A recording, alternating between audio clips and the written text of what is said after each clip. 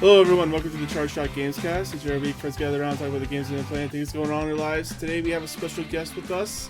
His name is Matt, goes by Stormageddon on Twitter. He does the Fun and Games podcast along with 3 other podcasts.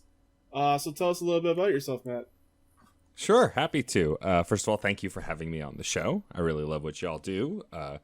I discovered the podcast through you, Thomas, on the Left Behind Games Club. Yes, Twitter. our mutual or not friends. Twitter, Discord. Yes, mutual friends at the Left Behind Games Club, which I've been on as well.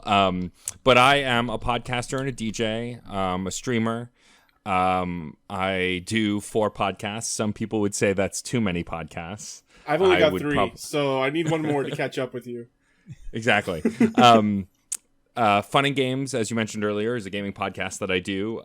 It is mostly like topic oriented, where we'll pick a topic and me and my co-host Jeff will discuss it at length. The next few episodes coming up are all interviews, which have been really great. We interviewed cool. Manny Perez from Bethesda. He's their community manager, and that was really cool. And I also started a side project called Side Quests, which is within the Fun and Games feed. Which is a shorter form podcast where I have a different host every episode talking about a game they love and why. It's usually between 8 and 15 minutes, and the first 3 episodes are up now, and it's just like a quick little monologue about a game they really love and why they like it.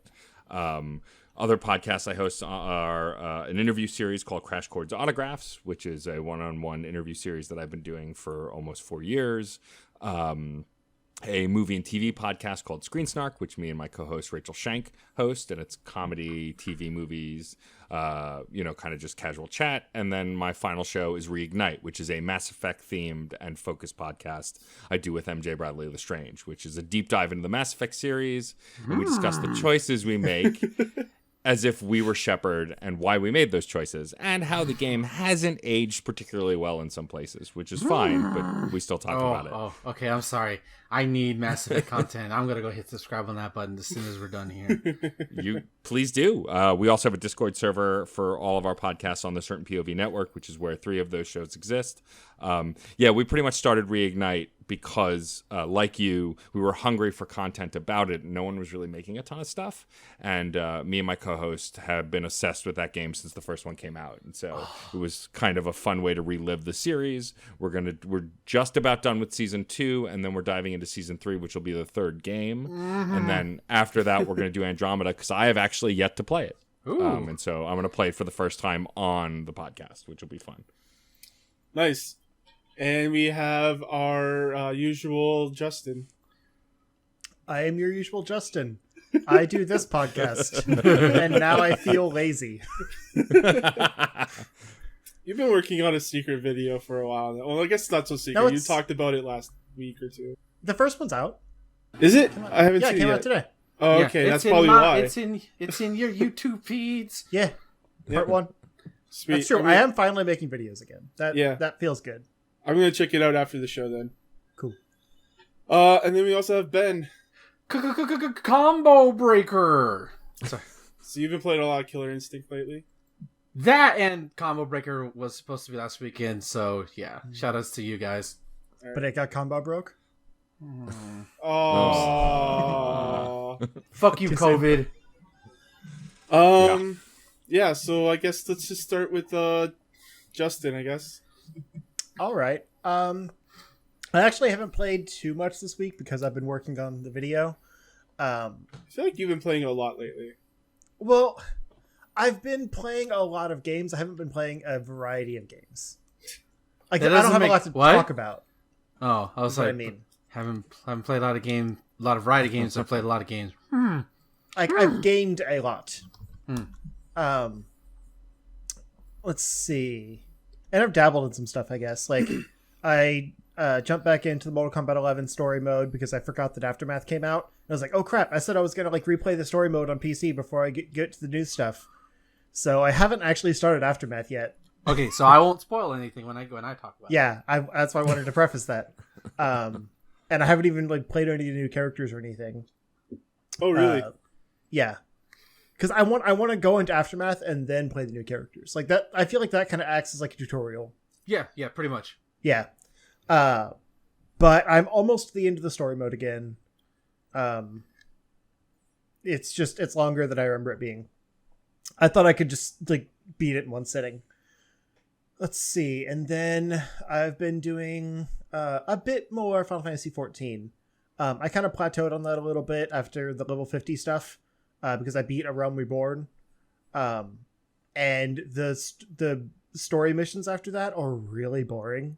Like, it's a lot of just talk to this person and then talk to this person, and then they open up a hard version of a dungeon you've already done. Really? Yeah, you don't get experience for them or anything. I wonder if that stuff is all like late game, year one, Final Fantasy 14. You know what I mean? I think it. Well, I don't know if it's even in Stormfront yet. I think this is literally just. Oh, you're still in Realm Reborn? Well, like I got credits for the Realm Reborn story, but like literally everything I've done is just like go to this location and then it opens the hard version of that dungeon. I haven't gotten any like actual like deep story stuff yet. Okay. That's so weird. it's really boring because like you get a little bit of gold and then you get the hard version of that duty, but that's it. Like, I don't know why these are story missions. It feels kind of lame. But the annoying part is I got, when you get to level 50, you get a bunch of new jobs you can unlock. Yep. So I unlocked the Red Mage, which I really like, actually. It's a lot of fun. I knew you were going to love that class. Yeah. Like, it's a little tricky to jump into a class or a job at level 50 because, like, it already has all of these things, and you get, like, a first off, like, job quest that's kind of, like, walking you through how to do the job, but it's still just a lot of abilities to learn because you're not starting at level 1 again.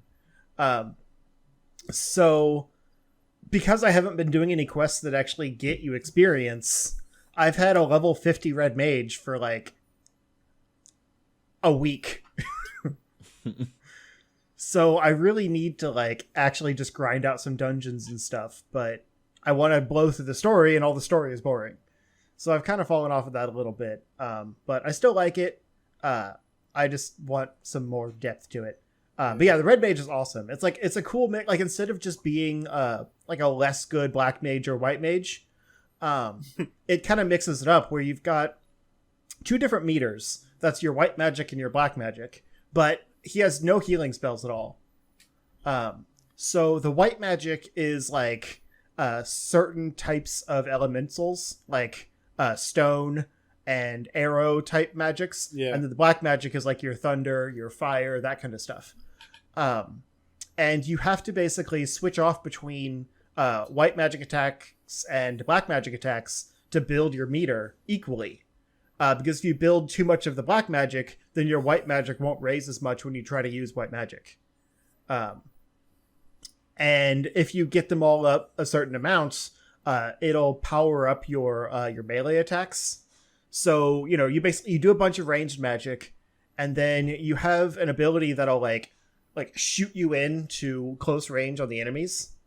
So you build up this meter, and then launch into close range, do a melee combo, and then there's another ability that kicks you back long range. Yeah.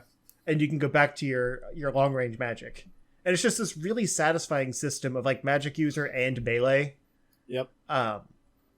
That's like, it's not overwhelming because you really only use 3 or 4 abilities like at any given time, but you kind of have like your melee loadout and then your ranged loadout. Yeah. So it's really cool. It's a super unique take on the Red Mage, and I like it a lot. Yeah, I want to check that out. It looks really cool. And like I was already doing DPS with my summoner, so it's no different to be DPS as Red Mage now. Right. I fell off as soon as you got to level 50, and I was at like 48, and I was like, there's other games I want to check out at the moment. So. Yeah, that's kind of where I'm at too. Like I'm gonna take a bit of a break from it for a little while and catch up on some other games, and then jump back into it later. Yeah. But anyway, I have also been doing some more VR stuff. I beat that first mission in I Expect You to Die. I Expect You to Die. Yeah, that's it. I felt so stupid for not like I rolled the window down once, and then the poison gas came in and I died, so I didn't do it again. And then I looked out there, I'm like, oh, there's my screwdriver. So I realized like you have to roll, like I shot the window down, and so I couldn't like roll it back up or anything. So you have to turn on the car and then roll the window down, and then get the screwdriver, and then roll the window back up. Yeah. And like that was the only thing I was missing. So it was really easy once I did that. But yeah, I still haven't jumped into as much of that as I want. I'm too obsessed with Beat Saber, but it is really cool. I'm just not a huge fan of the like point at something and like telekinetically snap it to your hand. I want to be able to move around and like actually reach for things. That like stationary VR doesn't feel as novel. Yeah, it's an older game, so like it had to compensate for that. Yeah, because like the second mission, you start off like as a window washer, like out on the thing. Yeah, and you're trying to steal the chemicals. Yeah, yeah, and so like you have to just basically like point at things and bring them to you from inside. And the resolution on the quest isn't amazing. Like I have a hard time seeing the details inside of there. Yeah. So I think the further you go in that, you might be more disappointed. But okay, good to know. But yeah, actually today I figured out that the Oculus Link version of Beat Saber, like not the the wireless, but like by plugging it into the PC, you can actually add custom songs to the game. Because on Quest you can't do that because like you have to like kind of hack it and like sideload songs into it, and I don't want to mess with all that. But once you have it downloaded on your PC, you just go into the custom levels folder and add songs. It's super easy. Awesome. So I got a bunch of new songs. Some of them are terrible. Like, people making songs, your mileage may vary. But some of them, like, they feel like they belong in the game.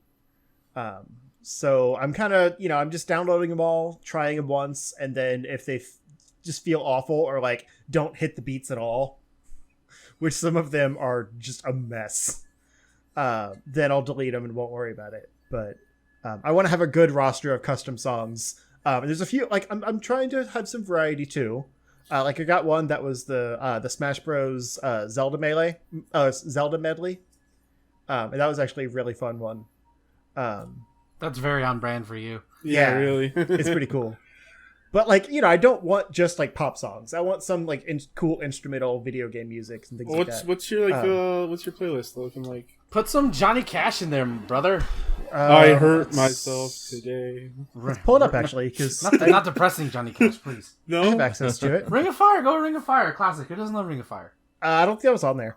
Like that's the thing is, it's a certain kind of song that fits because it has to have a good beat that you can like, Ring of Fire has a good beat.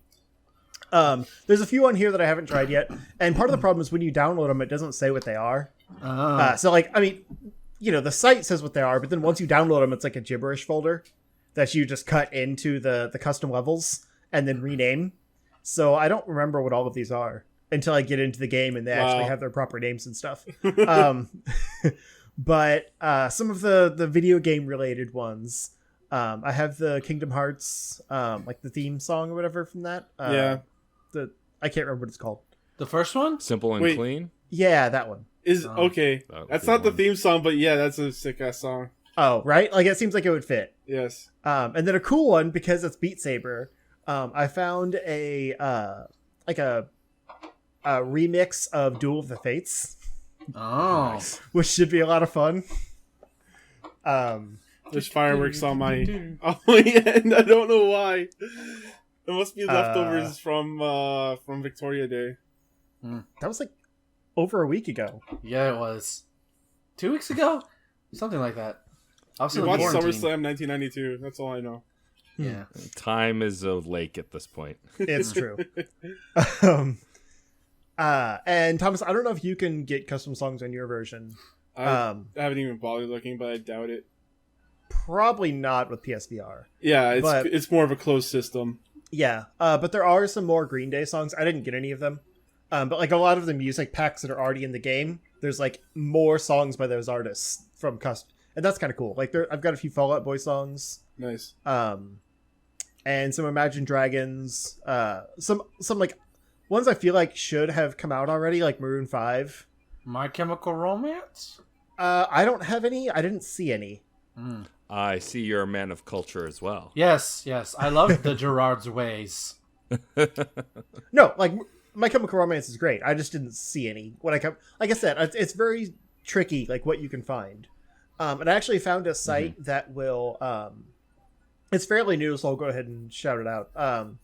I found a site that you can actually like upload like MP3s to, and it'll make like a Beat Saber beat map for you. Yep. But awesome. It's kind of hit or miss too, because it basically uses AI to like figure out how like humans would make this song and then try to make that version of it. But every time you run the same song through, it'll put out a different version. That's weird. So like, it's not perfect. The AI is like, check out my new mixtape. So it's not audio surf level. No, not really. But like, I do want to try that out with some songs, so maybe I'll do some My Chemical Romance there. But like the stuff I found just online that were already done are human-made ones, and so they can be hit or miss. But probably my favorite one of like what I already tried was actually Eminem, which is kind of fitting because like there's a really good beat to his music and stuff. Oh hell yeah! But it's I Love the Way You Lie with Rihanna. Who's back? Yeah. God damn it! It's 99 all over again. It was actually a really good version of that song. So I'm excited to play around with that more because like I don't really care about the basic songs that are in the game already. I want like songs with lyrics and stuff. They're fine, but just something about pop songs and just, right, makes it better. And the fact that there's only the Green Day, Fall Out Boy, and Imagine Dragons ones, like I want more. So hopefully some of these are good, but. Aside from that, we didn't get to do much, but me and Thomas did get to play a little bit of Rec Room today. Yeah, we did. Together. My headset battery died after like 20 minutes, but I was wandering around looking for you. I'm like, Justin, Zero, where are you? Well, that's the problem because we were doing voice through the headset. Like I couldn't exactly tell you. Right, exactly. It was like it took me like 10 minutes, and I took my headset off. I'm like, "Oh, you messaged me." Yeah, but it was kind of funny because you said like my audio was getting kind of garbled.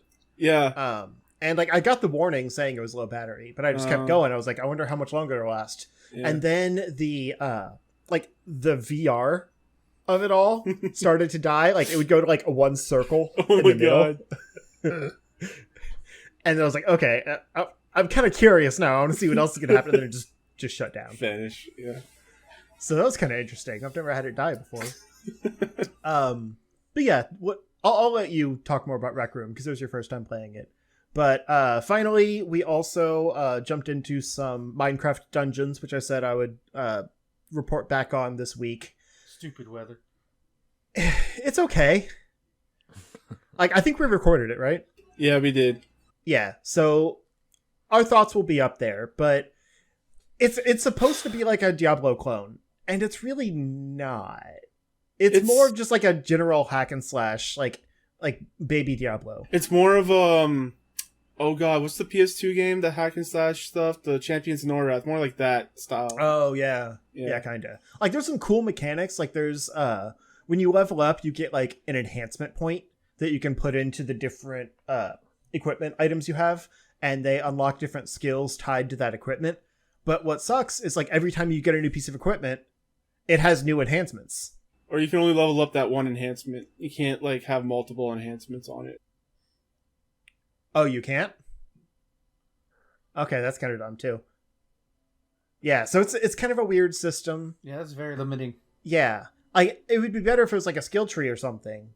Or like if you could actually level up all of the enhancements on that armor. Or the weapon, because like they're cool enhancements, but then you get a better equipment and like it might not have as good of enhancements, but the thing is better. So like you don't want to sacrifice the good defense and stuff. Do creepers still show up out of nowhere and blow the shit at you? They don't show up out of nowhere, but they do come up on you and blow up. They should literally appear out of nowhere. Like, wait, what? No, but they are tricky because you really have to hit them with your bow. Or they will blow up on you. Did you run into those tentacle motherfuckers? The Enderman?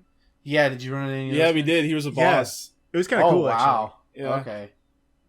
I love that Minecraft has lore. That just makes me laugh. But that's the thing. It's like it didn't feel like it needed to be a Minecraft game. because it doesn't seem like there's any. And maybe you get it later. I think the Minecraft thing lends to it fairly well, and it makes me more interested in it. If it was just like a generic like RPG, isometric hack and slasher, I might not be as interested in it. No, I agree. It needs the brand recognition, but I'm saying like it doesn't need to be a Minecraft game because it doesn't use the Minecraft mechanics. Well, Like, you we don't ran craft. into a crafting bench and you couldn't craft, and like you can't break blocks or anything like that. Like it's all Right. very sterile. Right, but it still has like the enchantment stuff and like the bows and the different items and stuff. Like you use the fishing rod as you would in the game. You use it to bring enemies towards you and stuff like that. Like, there's still those kind of mechanics in there. Yeah, I don't know. It was just okay. Yeah. Like And the I played reviving enough of it to system- know I wouldn't want to play it anymore. The reviving system kind of sucks because if someone goes down, you have 30 seconds to bring them up, and if you don't, nighttime happens, and then there's just like demons and shit start flying by and start cutting you up. And Damn. Yeah, it's weird. yeah.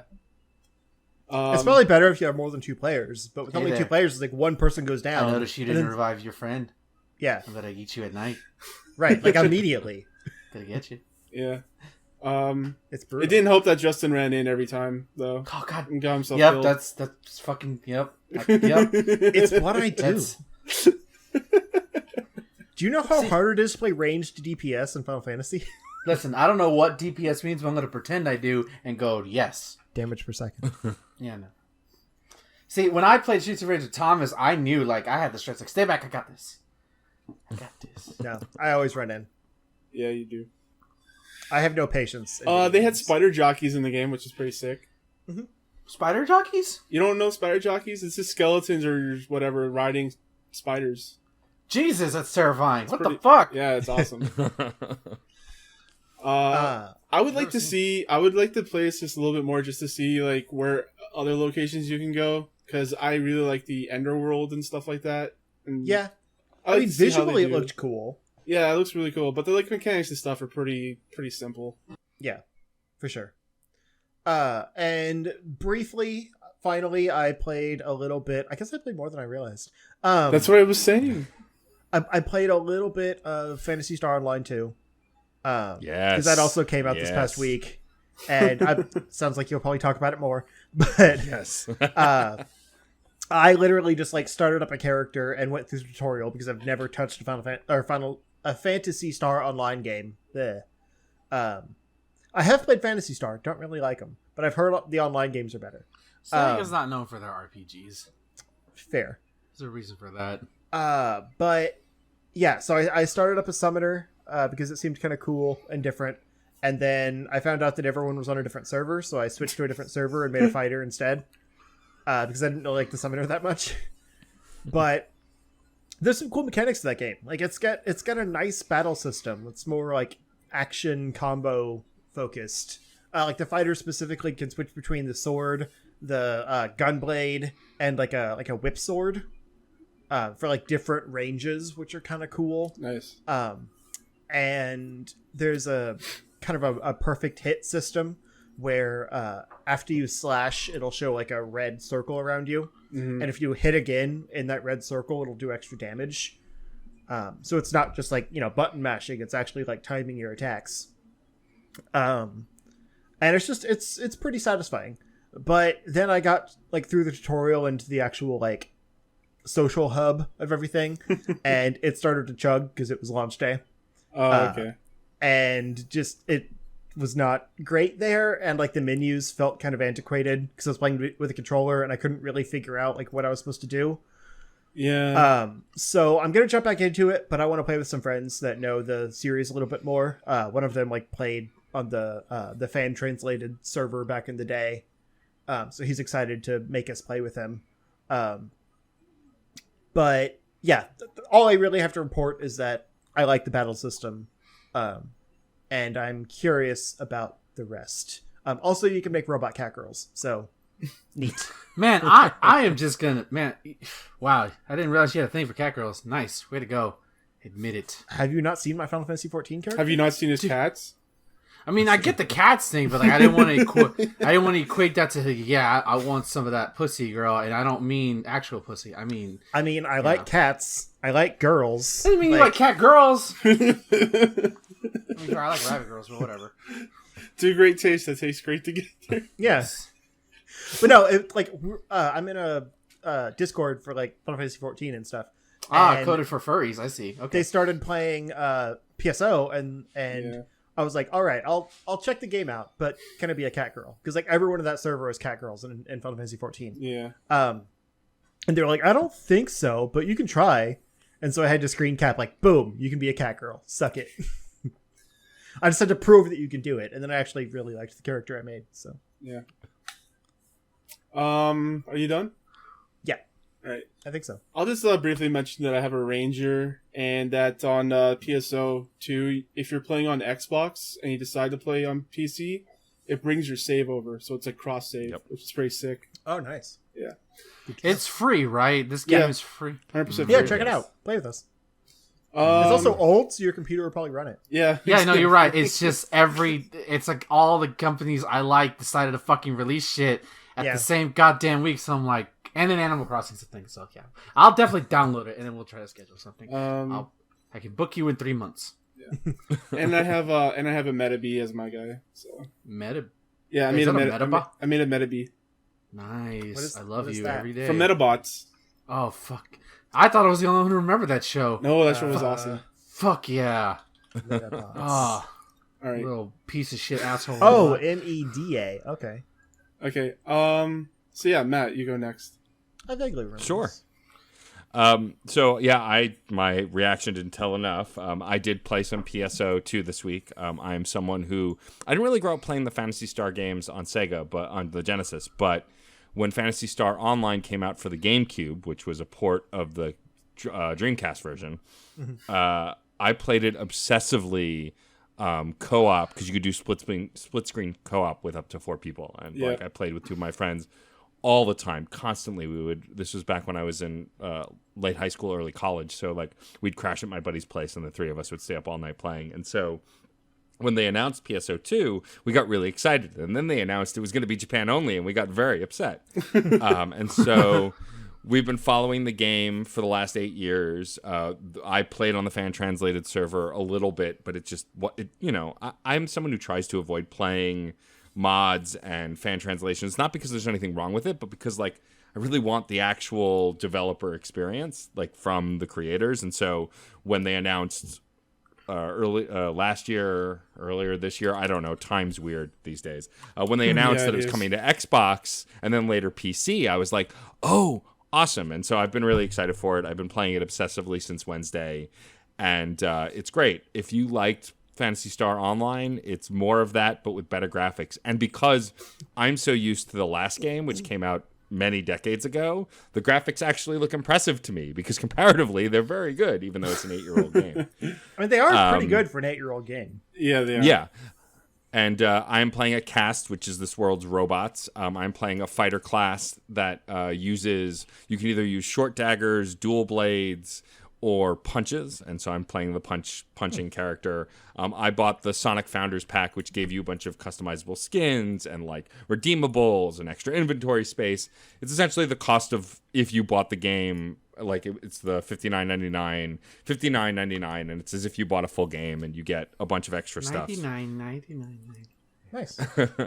and so it's been a lot of fun. It is very action oriented. It's very fast paced. The combat. It's pretty easy to get into. The menus are a little archaic, but you can figure them out. Or if you have a friend who's an expert, that's probably the best way. That's how I've learned a lot of the systems, because my friend Brian researched a ton of shit because he's been following this game for a while. But it's fun. I've been hungering for an MMO where I can turn my brain off and just play with a bunch of friends online. Like, I'm over story-driven MMOs. I'm over World of Warcraft. I'm over Final Fantasy 14. And there's nothing wrong with those games. I just burned out on them. Mm-hmm. And this is something I can just join a voice chat on Discord, play with a bunch of friends, and just not really think about it and just chat while we're playing. So that's been a lot of fun. I've also been playing The Witcher 2 on and off. I finished the Netflix series recently, and I had played some of the third game, but never finished it. And so I was like, searching Steam, and of course, random sales, I was able to get the first 2 games for $4.88. So I was like, sure, why not? I'll buy Witcher 1 and 2. Witcher 1 is awful. It was probably very good at the time, but it's very old. Yeah. It just didn't age well. The story is, I'm sure, great, but like the combat is really archaic. It's like a bootleg Diablo game, but like with timed hits, and it's very weird. So I couldn't get very far in it. Diablo 1, because that was also a kind of a bad pretty much, yeah. But I have a buddy of mine, my friend Abu Zafar, who is one of the hosts of the Lore Party podcast, shout out, is obsessed with The Witcher. And so I wrote him and I was like, hey, so I bought 1 and 2. Do I have to play 1 or can I skip it? He's like, it's awful. Skip it. Just here, watch this. They released this like story video before the second game came out. Watch it. It'll tell you the whole story and then you can play the second one. And so I've been playing the second one, which plays closer to the third one. It's more of a third-person action game. It's a lot of fun. It's very thirsty and very horny, which I don't mind, but it's just The Witcher, like, man. It's so just, it sounds like. Yeah, and like the TV show was too. So you know, and I have no problem with it. It's just it's almost just funny at points because it's trying to be adult and in some of the scenes sensual and erotic, and it's some of it comes off sincere and some of it just seems kind of cheesy, and that's just funny to me. But the combat's good. The game plays good. I really enjoy the story. I like the voice actor who plays Geralt. And having watched the TV series, like now I'm excited to reinvest in all this lore. So I'll probably go back to the third one once I finish it. What else have I been playing? I've been playing... Oh, I'm streaming Bioshock 2. I've never finished it. I played only the beginning of the second game. I played the first one and Infinite it. Infinite it? Let's try that again. Infinite. And I liked Infinite, them both. The word that goes on forever. Exactly. Right. I played them both and liked it, and I never played 2. And a lot of my friends recently are like, 2 is the best game. Whereas like for ages, people were like, oh, it was bootleg. It turns out like people have come around on it and say that Bioshock 2 is the best of the 3. So I'm playing that on the remaster collection on PS4. And have been streaming it, shameless plug for twitch.tv/DJ_Stormageddon. There you go. But it's been really fun to experience this game with a lot of folks in my community who love the game and are like, oh, I can't wait for you to see this. So that's been fun. And the last thing I played is I briefly played Streets of Rage 4. Yes! Yeah. I'm an old school Streets of Rage fan. I had the first 3 games on the Genesis. I played them obsessively. Shout out to Max the Wrestler. Max the Wrestler was the best character in all 3 games. He was in the second one. Although I did like the professor in the third game with the robot arm. Like that was just ridiculous. Yeah. But so like I got Game Pass recently for a year, Xbox Game Pass, because I realized that I have a really good gaming PC. I don't own a modern Xbox, and there are a ton of games I could be playing. And for the amount I could get it per month to buy for the year, I was like, with one of the promos, it's like, this is a no-brainer. I should be using Best Game deal Pass. in gaming. Like, that's why I did it. It's astonishing, honestly. And they convinced me to get an Xbox because it was like, there's so much value already, like just from the price of the system, and then I'm set. Yeah, pretty much. And so Streets of Rage 4 is on there, and so I played the first 2 stages yesterday, and it was like coming home. Like, I will say the music is good, but it doesn't feel like the old music. The old music has like a techno pop feel that I just don't get from the game yet, at least in the first 2 stages. But it was a ton of fun. That sexy title screen music, though. Oh, the title screen music is good.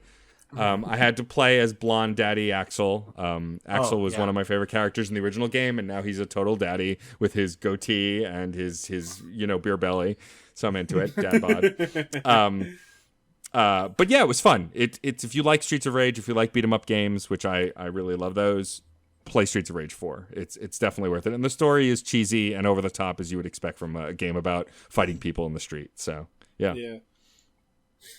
All right, Ben, let's go. So I got a long list, so we're gonna be here for about 2 hours. I'm kidding. God. All right, so briefly, just talk about The Witcher 3. Kind of update on that. I still fucking love this game. I didn't understand what people saw in Triss Marigold for the longest time. Because I remember Justin, being like, "I love her." I'm like, whatever. But she's a redhead. Yeah, that's the reason. Yeah, I'm still weirded out that she doesn't have an accent, but whatever. Everybody else does. But like I did her whole story side quest, and I'm like, man, you really are just a good person. She just seems like an inherently good person who may have done some wrong things. Yeah, and like I've done some fucked up shit. I did the part where she was being tortured, and I had to like basically like not react because I tried to get this information. It was very hard for me to do because I just wanted to go, fuck you, stop hurting my woman. I think I did that. I think I lashed out. Oh, okay.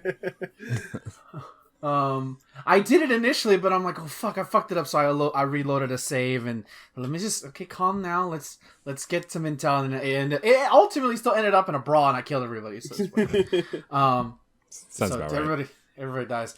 Did a couple of side quests. You know, again, I'm not as fond as this chapter of the game as I was in the beginning, where I was fighting monsters and doing monster contracts, and it's mostly just human drama shit, and just like fuck, man, humans are the true monsters. I've met. Oh yeah. Radovid, who is like, he just seems batshit crazy. You know, I'm like, I don't want to. I hope I get to kill you before the day's over. I met an old ally of his that tracked, who worked for who's like he's like running Temeria. He's like running the last sort of a guerrilla squad for Temeria, which I think it's so cool that the game doesn't really explore that much, because you're not really, when you're in Temeria, you're kind of just, or what's the area called after White Orchid? I can't remember now. But that area, the lower part of Novigrad.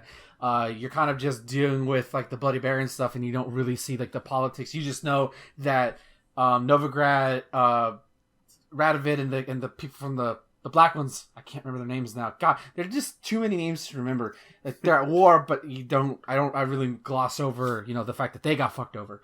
But I'm still enjoying it. Like I really am. But I can't wait till I go to like get out and I'm more leveled up and I can do more, because I have a shit ton of like monster contracts that I could do, but I'm kind of under-leveled for it, but I'm ready to go kick some monster ass. Outside of that, just a small update on Animal Crossing. I've moved a villager's house, and it was successful, because, and the only reason I did is because I was building paths, and I wanted to build like path that leads to the museum, that leads to the shop, that leads to the clothing shop, and his house, Scoot, the best neighbor in the world, was right in the middle. I'm like, I gotta move you. But I think I moved into a good place, because now it's above the cliff tops in like my little wooded area. And he's neighbors with Pee-wee, the gorilla, or the ape. And so that's neat. Although, Pee-wee's kind of an asshole a little bit. I'm like, he's kind of rude. I'm like, dude, like, chill for a minute. Yeah, but I like all my neighbors so far. I need to put another plot down so I can get another villager in. I tried recruiting this fucking, I think it was a cat. It wasn't the one everybody wants. But he was like, I don't want to be here. I'm like, well, fuck you. I don't want you here either. Get out of my house. Or get off my fucking island, asshole. Sometimes you have to fight for them. They think they're all that. I'm like, bitch, you're on this is my paradise. I built this. Right. Also, I still hate that I wish the villagers could contribute to the island somehow. Yeah. Oh my god. Like, just in a little bit. Like, how about you donate something like once a week? I don't think that because like that way it doesn't ruin your productivity. But like, and they'll come up to you, look what I did, and then they tell you, I'm gonna go donate it to the museum or something. I think that'd be cute. I mean, they give you like stuff to put on the island, and they will donate pennies to your bridge and yeah, like and literally. I don't think I've barely ever seen them donate shit. My islanders are just cheap assholes. I'll put in like 5,000 and they'll put in like 50. Damn. You drop that little, I usually drop like 25, 30 a time whenever I can after I sell some shit. Just because I want it built as fast as possible. But that's all the Animal Crossing update. I don't think I'm getting burned out, but I think having like, it's my morning game, and because like now I'm writing it to work, I feel like I have to rush through it sometimes. Versus like, today I'll just play Animal Crossing at work today because it's not stressful. But that's all I heard. I'm still enjoying the game. I can't wait till we do like another seasonal like update, because this stamp rally sucks. Oh, it's terrible. And everyone, I did it, and I'm like, I got a plaque. Yep. Okay, that was fun. Sure. Hey, you can do it again today, but the rewards are the same. Yeah, that's what, and like Blathers tells you that every day. I'm like, motherfucker, I know. And he tells you that before you can even donate. Like, he'll tell you that, and then the conversation will end, and you have to talk to him again. It's like, come on. I know. Please don't make me slap you, Blathers. Please, you're on my island because of me. You're king on your island. I'm generally nice. I'm nice. I'm much nicer to my villagers than some assholes on Twitter. I've seen you. I know who you are. Justin. Anyways. I wish Risha would die. Oh, no. She can come to my island. She's welcome. I'll gladly take her. I haven't played the game in like 2 weeks, so she might, I don't know, she might be gone. I hope I run into her and be like, I'll take care of you. I find that my villagers are talking about all the people they've talked to. And so, like, I keep talking to my villagers, and they're like, "Oh yeah, Jacob is super cool." I'm like, "You better not go to Jacob's island." Yeah, I'm afraid to check in on my island because it's been like 2 or 3 weeks since I've played, and like I played it hard when it first came out because it was the perfect quarantine game, like everyone played. But like, I've gotten far enough now where I feel guilty for not logging in, but I also am afraid to log in and see what mess has been left behind in my absence. Same. After a while, you just get to the point of no return. Yeah, that's why I just do it in the morning. Yeah, I mean, that's a good idea, though. I feel like if I had scheduled it out or made it like my breakfast game while I'm like waking up, like I'd probably play it more, but I haven't been doing that. Yeah, this all I do really is I'll pick I just put in the mornings. I hit the rocks. I get that just to get more. Sometimes I don't even do them because like I have a lot. Like there's and then I'll do the nook things, and then once I do that, that's it for the day. That's my checklist. And sometimes if I feel like I want to do a little bit more because like it's raining or if it's like the weather's different, I'm like okay. And then like on my off days, like I'll go to another island or something. Or I use my off days to do like when I'll do my actual like putting pass down and when I have ideas for terraforming, but I haven't gone through with them. But enough of Animal Crossing. I made a soccer thing, like a soccer area. Yeah, it's pretty cool.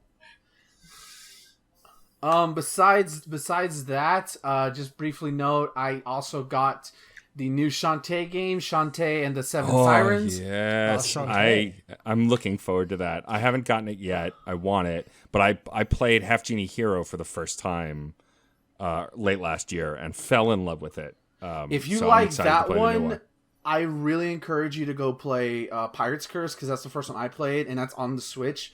And that's the one that made me fall in love with it. You don't get animal transformations, but you get like fun pirate stuff, and it's great. But for Seven Sirens, oh my god, like it's the same graphical style engine as Half Genie Hero, so that's a plus. But now it's in a new location. It's not in Scuttletown anymore. And the best part about this is that, and one of the things I didn't like about Half Genie Hero was not a bad game. It was so good, but it's stage to stage, and that's fine. Yeah. But the first two, the Game Boy one and Risky's Revenge, not so much Half Genie here or Pirate's Curse, even though it kind of had elements like that, but it wasn't fully connected. Seven Sirens is a Metroidvania, like it's like one big world that you explore underneath. Nice. And basically the sort of the plot is that Shantae, because she's a half genie, she and 6 other half genies are been invited to this island. It's like a big tourist thing, you know. And shenanigans go aside. It's so cute, it's super fun. I haven't gotten that far into it. Pretty much, I've gotten to the point where like, okay, here's where the game starts and go. But I kind of stopped.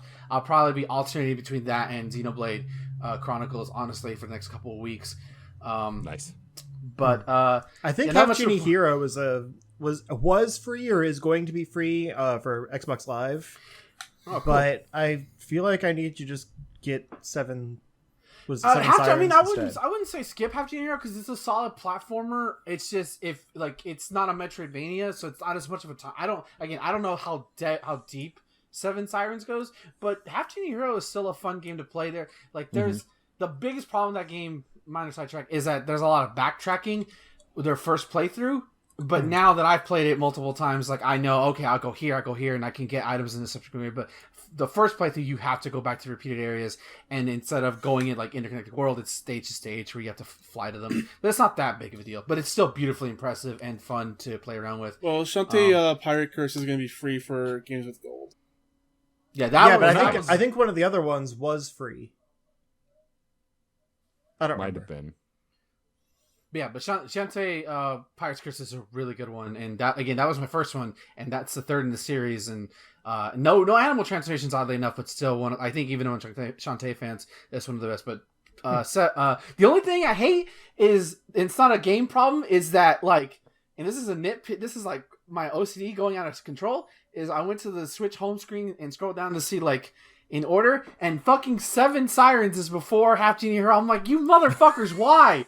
Why? Just let me move it here, just so I know it's neck. God damn it, whatever. I mean, that's a whole other problem with the Switch, and while I love my Switch, and I do, I've been obsessed with it, if you listen to Fun and Games, you can play a drinking game and probably die of alcohol poisoning about how often me and my co-host mention the Switch. But that said, its interface and its friends list fucking blows. And the eShop is terrible, too. Yeah. It's just so hard to unless navigate. Unless you just wish list everything, you're never going to find it again. Yeah, pretty much. That's why I have a wish list. Yeah, exactly. Yep. You have to, otherwise you'll never know where it went. Yeah, for sure. Yeah, pretty much. But you also never get notices when your wish list items are on sale. I get emails. For that. I occasionally do, but it's inconsistent. Oh, yeah. Well, I usually check it at the end of the week, because it's just like right there. Besides that, just to go into Mortal Kombat 11, because I did get Mortal Kombat 11 Aftermath. I purchased the upgrade to get it, and I played the story mode in one sitting. You can talk about spoilers. I'm going to go get a drink. Don't talk about spoilers. I still haven't played it. I'm not going to talk about spoilers. Okay, well, I will say, if like that was going to be a spoiler. It was very fun. It definitely goes to interesting places that I didn't see coming. The ending, I can't wait to hear what you guys think, because it's an ending. Oh no, that sounds terrible. It's not terrible. It's just like I want to curious what you guys think. It's neither. I'm not saying it's either good nor bad. I'm just curious what other people think. Because if I say it's good, then you're gonna call me out on it, and I don't want to be called out. I don't want to be canceled. Hashtag Ben is over party. But it was very fun. There's some cool moments. There's some very fun character moments. But the best part about it is Tagawa as Shang Tsung. Like, in the first movie, he kind of hams it up, but he's a lot of the time he's playing it serious. You know, like I'm Shang Tsung, I am the ruler of this island. But then, like, you know, you see the moments of cheese, like when he goes flawless victory. Right here, he's hamming it the fuck up a lot. Like, there are moments when he is being sincere, like when he's addressing Shiva, or he's trying to like win favor with people. Because spoiler alert, this is a small spoiler, but nobody fucking trusts him. Like entire can you blame anybody? Thing. Really? Like, a shapeshifter? Yeah. You don't trust him? It's so fucking funny. Every single chance they get, they side-eye Shang Tsung. I'm not gonna say what happens with him, but it's so fucking funny. But Shang has some of the funniest, like smirks I've seen in a video game. It's so fucking funny. Like, he's like, after you, you know, like, yes, you know, but there's a lot of cool moments. Yeah, I don't want to say too much, but it was definitely a fun ride for sure. Cool. That I didn't, and it was nice to see Fujin again. It was nice to see, play as Nightwolf in the story mode and have them, and they give a reason why those characters are where they are, so it's pretty neat where it goes. Can you tell me, are there any other like that era games characters? Nope. No. I was hoping like some NPCs or something would pop up. Not even close. You'll know what the time frame for this game with, like, once you start, like, you see the opening scene of where it's going to take place. Okay. Because like they teased us with like the classic Frost costume and stuff like that. I figured that there was a reason for that.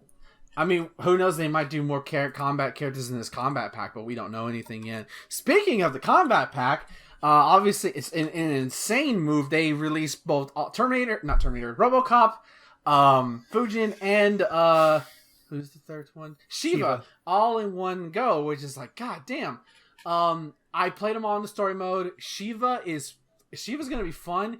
My only problem with her, for me at least, is her normals, her regular attacks are very stubby, which is odd because she's a forearm, kick-ass warrior. But something about her strings, she just feels like her reach doesn't feel as far. She does have a cool combo string that is straight out of Ultimate MK3, which is badass. As soon as I realized it, she has a move that causes bleeding. And I was, and the only reason I know about this because I was watching I can't remember the streamer's name, but he did it, and it's like Shiva slams you to the ground, and you can hear a certain crack, and it's like, oh god, what the fuck? And as soon as you walk, you take damage just by walking. I don't know how long, and the dude died because he walked. Wow. It's so fucking funny. That's crazy. Wow. She has her jumps. She has her Goro like walk while punching you. She can actually delay her jump when she jumps into the air. She can delay it a bit, which is just to throw you off your game. So she seems fun. I haven't gone fully into her yet. Fujin is crazy mobile. You're gonna see some like insane shit. I was watching Max stream it because that was the most character I saw him go in depth with. And my god, like some of the options you can do with Fujin in the air, he's gonna be fun. I played with him only a little bit, but I think I want to be good with him, but we'll see. I don't know if he fits my playstyle. He seems really unique. Yeah, he is definitely unique. I'll give him that. But I need to fool around with his other like moves because I only played around with what the story mode lets you play with, and that's always my favorite thing. The one I did play with, and probably not it was RoboCop because he was the one I was curious the most. I beat his art story. No, he's not in the story at all. God, I was so hoping for. How amazing would that be? Like RoboCop. This is not a spoiler, but RoboCop or Terminator or Spawn do not appear in the story mode at all. It would have been cool, but it doesn't happen. Makes sense. But so yeah, RoboCop is the zoner. He is the fucking zoner. He is going to frustrate you. RoboCop players are going to frustrate you like no believes. Because of the arm thing, grenade launcher. The grenade light launcher. It's not even the grenade launcher. He has a sniper. The heavy sniper. The heavy sniper. Yeah. Not only does that fucking thing hit hard, yeah, it does. But it hits even harder when you use a 1 bar meter. But the pushback is insane. He has grenades that he can change to, and he has caltrops that can then change. You can change it to or not. Like he can throw things on the ground that can either be acid, electricity. I haven't done that yet. Yeah, you can do that too. Cool. He has a shield that if you do get in, he can hold it, and you can actually hold it forever. Really? Yeah, you can hold as long as you I think there's a button for it. I can't remember what it is. You can hold it, but it doesn't work against low. So if a person hits you low, you're gonna get opened up. Okay. So you have to basically predict it. So it deflects projectiles. When you said it doesn't work against low, that wasn't the first thing I thought of. You thought of lower. Sorry, I'm just fighting games. So if you hit him with a sweep, you're gonna open him up. Yeah. So you don't want to just hold it there, but you want to time it so that way you can use a meter burn for it and then punish them. So and then it's like I said, you can throw grenades. You have a missile launcher. Like RoboCop's gonna keep you the fuck out. Nice.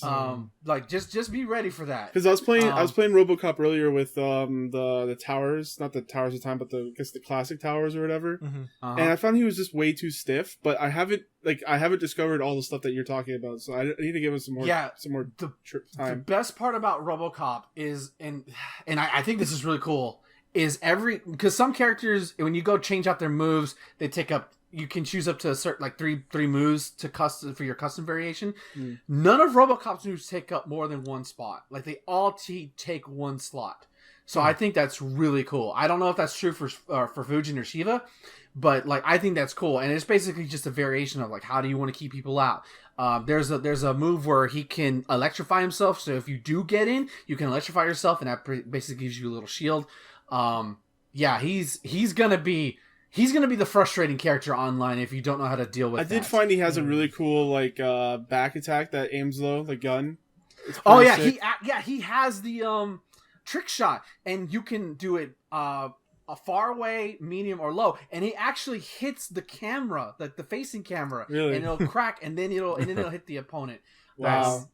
He has his standard gun. It comes out super quick, and then he has one where he'll aim up and it covers a lot of room. Yeah, he's gonna frustrate people, and I partially want to play RoboCop just to make people mad. But he's not my playstyle. Like he really isn't.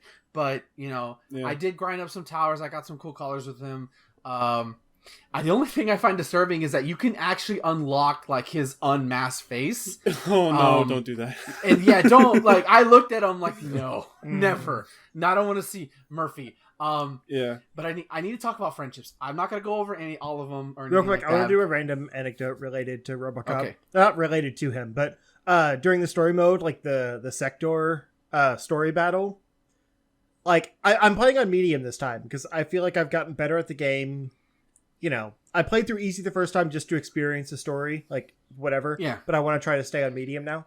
And the sector battle was so annoying because he literally was spamming the flamethrower over and over again. So it's like I couldn't get out of the range because he would spam it again. Were you Scorpion? You could have just teleported back behind him and opened him up. Well, like there was no frames. Like as soon as that's MKI AI for you. Yeah. Like it was insane. He just did it over and over and over again. that just reminds me that RoboCop has a flamethrower. Yeah, you actually. Yeah, that's a weapon. You can have a siren. Now, Justin, want to play MK11 after this? Right, and that's what I'm saying. It's like I feel like if like Sector was super annoying at that regard, like I'm gonna hate RoboCop. RoboCop's gonna be. Oh, don't play online. If you see a RoboCop play, I know what I'm fighting you with now. Oh yeah, I did get it on grenades. PC so we can play together. That's right. Just throw grenades. You know, shoot the gun. It's great. But friendships, I have to talk about friendships, and I'm going to spoil some of them. Some of them we've already seen, but and this is tied with RoboCop. I was joking because I lucky I had not seen it. Right, I had not seen it, but I was like, I wonder what his friendship is, so I did it, and I was like, I hope he does the robot, and sure enough, first off. It goes to like a CRT 80s filter where like the screen is kind of like shaky, or not shaky, but like fuzzy, like in the 80s. Fucking RoboCop. And then he gets like a big diamond, and RoboCop does. He the gets robot. like the giant and chain thing around his neck, like he's pure 90s. He's like 80s or whatever. I could not stop fucking laughing. It's like it's awesome. It's perfect. It's like I'm kind of upset that I didn't get Twitter clout for posting that, like the Leonardo DiCaprio pointing meme. I'm mad at y'all for not retweeting that and getting me exposure. But I missed like half your tweets. Yeah, I don't think I saw that. I haven't been on Twitter much lately though. Because I'm shadow banned. That's why. Fucking probably. But yeah. So yeah, that's MK Aftermath. I think it's a great update. I like what they do. I like what they're doing. MK11 is just a really good game. It's really fun. Like if you ask MK11 players, they would say the opposite. But for casual experience, most definitely. Well, if they put in that one character they keep yelling at Ed Boon about. Oh, Melina? Oh my god, that makes me so happy. I want to play Katana and just do that friendship all the time, just to hopefully I make a Melina player salty. She's in the game. She's there. She's here. That's my favorite. It's like she's never coming back because, or not in this game at least. Yeah. Because now she's in a friendship. I love it.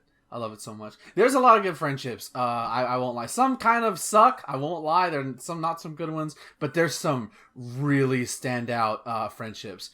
Do any of them beat noobs? I would think there's a couple, but I won't spoil them just for your own enjoyment. Because that's pretty good.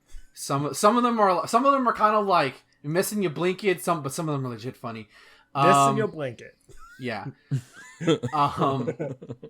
That is a poorly rated word. So the last thing I want to talk about is I played Killer Instinct a lot this past week, starting on Saturday, because a person on another Discord was like, "Hey, you want to play some Killer Instinct?" And like we played initially, we were only gonna play for like 30 minutes. We played for like an hour and a half, almost 2 hours, just playing each other, going back and forth. It was fucking awesome. Which then led to one of our people on our Discord. Everybody should join our public Discord. I was like, "Hey, does anyone play KI unprovoked?" Like me not. Yeah, he was like, it was his like first day. He's in the Discord, and he was just like, "Hey, you want to play KI?" And I don't even know where he came from. I thought you knew him. Yeah, I thought he was your buddy. I've never met him before. Shout out to you, Little Max. All right. So he's cool. like, yeah, let's play. He's never played KI before, but motherfucker, like the way he was playing, I was like, are you sure you never played KI before? Because it's like one of those pool hustlers. Yeah, Justin was joking. I'm like, oh, I'm a beginner, and he's like, oh, he's gonna watch him. And I'm playing Jago because I'm just learning him for the new season for like this, just getting back into it. And it was like he played Shadow Jago, and he switched around a couple bit. But once he played Shadow Jago, he was just like opening me up. I couldn't differentiate. Again, the toughest part of Killer Instinct is, you know, when to break, how to break, when to counter break. It's such an exhausting game. It's so much fun, and it was back and forth. And so I was like, all right, okay, let me switch to Kim Woo. And I'm like, oh god, I forgot how to play Kim Woo. Oh no! So he mopped my ass for like 5 straight games. I was like, okay, but then I got one game in. I was like, all right, I got it now. And then I won like it was like 10-5 him for 5-10 him for a while. And then it ended up being a 10-10 tie, so it was a lot of fun, like going back and forth. And again, if you want a fighting game that has amazing online, and is very beginner friendly, it's very beginner friendly. Just maybe not want to change your parameters to qualifiers because you will get fucked up online. But also, again, good stories. It was so much fun. Again, Little Mex, my guy. Shadow Jago's a crazy character, but you were killing it with it. It was awesome, and it was nice to play somebody like that. Yeah, that's all I really played. I might be forgetting something, but I think I've rambled too long. But yeah, go play fucking KI, people. Also, you can watch our video on Killer Instinct. Yeah, on our website. Yeah, watch me teabag these guys for almost 2 hours. That was fun. I had some good rounds in there. You did. I'm not saying you didn't, but I'm just saying I had a hilarious time teabagging. I still love my favorite part of that video is when I picked Gargos and I was like, you were getting punched all to hell, and I did a super, and then like Thomas is just losing his shit. I love that part, just unloading. Like, have that. There you go. Nice. But that's it for me. I'm sure I'm forgetting something. But nothing else matters because Xenoblade is out, so I'm out. All right, it's out. Oh yeah, I guess it did. Yeah, it's right behind me. I'm sacrificing my time to be here. That's how much I love this show. Oh. Also, you've played that game before, so yes, but that was 2015, so it's been some time. Fair. I'm just saying you haven't talked to Matt before, so that's new. True. Right. I am done talking. Yeah, so I played Rec Room with Justin, and the quests kind of suck in that game. Like, we were walking through, and thankfully we had one guy that knew what he was doing, and then we also had a kid. Like a kid. Yeah. The character height in that game is accurate because it can sense how high you are from the ground. Yeah, for the Oculus. This thing was like 3 feet tall. Yeah. And for PlayStation, it just it'll guess your height, but then you could change it to what it actually is. So like when me and Justin met up, he's like, "You're tall." I didn't realize the height was accurate. Yeah, because I know how tall he is. We've met, but I didn't realize how short I was in comparison in game. Yeah, it was pretty funny. But yeah, the quests kind of suck unless you like glitch in a bow, which he did, because the swords and shields are pretty bad at accurately like aiming and stuff. Mm-hmm. The hit detection's pretty off. But we really didn't get to do a whole lot other than that, really. Sorry. No, that's fine. Next time. Yeah, we need to do is like some paintball or something. Yeah, you need to show me around. You need to show me the good stuff, because I was just like, oh, there's quests that we could do, and it's like, oh, that sounds kind of fun, but it wasn't. The PvP modes are better. The bow is pretty cool because I was screwing around with that before you started, and it's pretty accurate actually the way you aim. Yeah, I like the pullback on it. Yeah, it's pretty good. So we played some in Rec Room. Yeah, there's a lot of kids. I wish there was more older people. Because it's a free game. Yeah. As soon as I loaded in, there was just like kids yelling and a dude playing like Discord sounds and Skype sounds for some reason. I don't know why. But yeah, I've been delving into ESO a little bit. There's a new expansion out. I haven't bought it yet though. It's supposed to be like Skyrim stuff. While Justin's cat hits the microphone. Yep. But yeah, I just been doing some older stuff with that, and I just been itching to have a more like an old Elder Scrolls experience. It's not as it's not as buggy, but the lag is really bad because of all the new people. Like hit detection's way off now. Like if you're like swinging your sword and you're hitting something, it'll take like a minute for it to register. So you just want to like spam skills like constantly because that registers way faster. But yeah, it's pretty fun. I've been having a good time with that. It's a pretty chill MMO game. And basically everything else that I've been playing has been like PSO and MK11 and stuff. So like we've already talked about that to death. So, what are your first thoughts on PSO though? What? What are your first thoughts on PSO? Sorry, I'm talking through a cat. It's an old MMO. Like you can feel that for sure, but it's still like kind of fun and it's still unique compared to every other MMO that's out there. I mean, the combat system feels surprisingly modern for an 8-year-old game. It feels pretty old to me, but I don't know. I'll tell you guys my ranger. You guys like Justin might not know what a ranger is, but it's basically just all guns. So you get like a rifle, a cannon, and the gunblade. And I've been using mostly the launcher, and it's just a big ass gun that you shoot and does a hell of a lot of damage. So I've been having fun with that, just blowing the shit out of stuff. I did a dungeon online, like one dungeon, and I didn't realize that like I had it so that anyone could join me. But it was pretty fun, like having like a bunch of us running around and just killing stuff. It's pretty fun. Is there like a party system? Like how many people were there? I think there was like 4. I didn't realize at the time because I was just walking around. It's like, oh, there's one guy. Oh, there's another guy. Oh, there's another guy. Yeah. Yeah, we need to team up and do some dungeon stuff. Yeah. Are you in server 3? I'm in server 2, and I started one in... No, I don't know if I started one in 1, because that's where Low is. But he's in 1? Huh? He's in 1? Low is in 1. I told my friends to join 3 because I was forced to join 3. Right, I know. Our Final Fantasy 14 clan is all over the place. Yeah. Everyone wanted to join 2 because, you know, that was the server to join back in the day. Right. But it was full when I made my character. Yeah. Yeah, we need to figure this out. But anyways, let's head on into the news. So, let's start with the fighting game block. So I'm just gonna let Ben take care of this for us. Yeah, let's go, boys. Who's ready for some Power Rangers? I am. You are.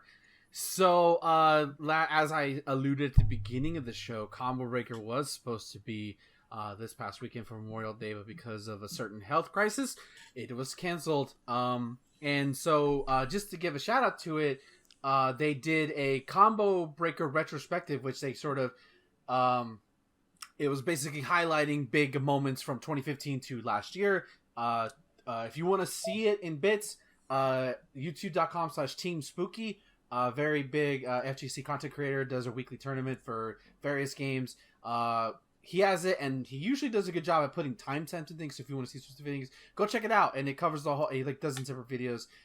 Really cool stuff. But on Sunday, I think like the previous days before, it was either week before or something like that.